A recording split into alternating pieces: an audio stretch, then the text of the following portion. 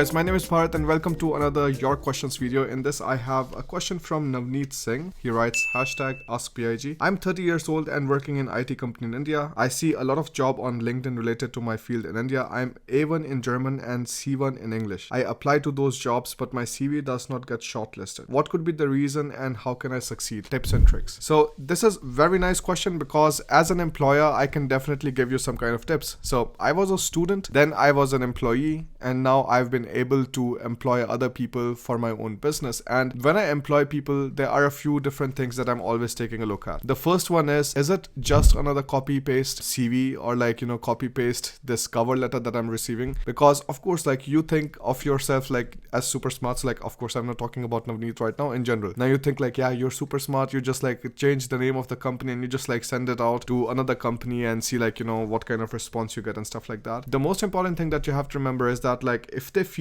many of the companies, especially the smaller and medium enterprises, small and medium companies, which have lesser number of people working with them, the owners of those companies are very, very passionate about their own business because again, they built that company.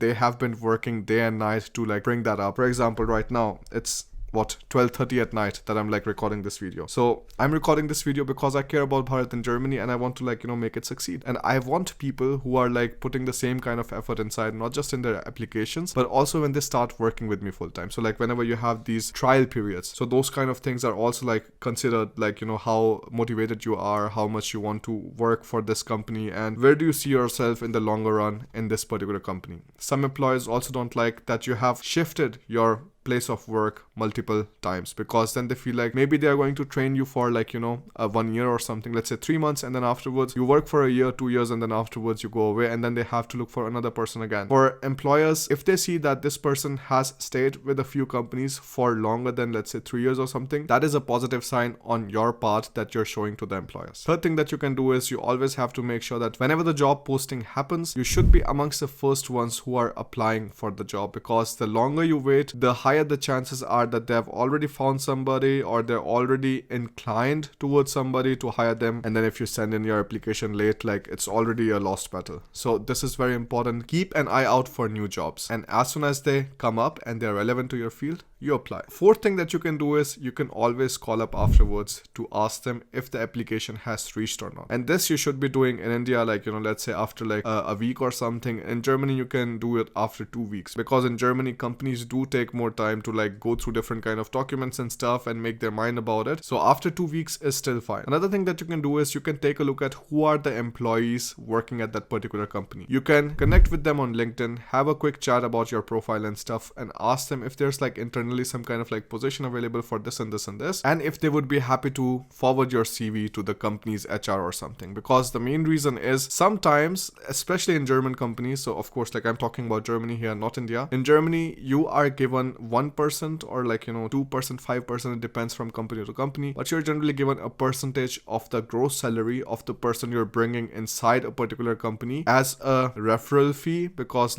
you have been able to successfully solve the company's problem, and that is finding new employees which are fitting the company. So if that happens, of course, many people are also happy to do that, because it just scores more positive points in their part. For example, Vishal, who is the video editor right now, he was able to refer one of his friends, Nishant, who is also doing video editing. And this is all great because now I didn't have to invest a lot of my time to look for different kind of video editors, go through it, and this just helps save the company's time. And then also for the employees, it is generally a better impression from the company side. Another thing that you have to do is you have to really make sure that your CV is in order. That means generally follow some kind of tabular structure. If there are some kind of extra details, one thing I do not understand in Indian CVs is they mention gender, they mention nationality, they mention religion, and they mention mother's name, father's name, and all sorts of stuff. And when you see the difference with the German CVs, you just see that all of these things are absolutely unnecessary, and it makes sense. Your father's name or your mother's name shouldn't matter if you should get the job or not. What should matter is what kind of grades you had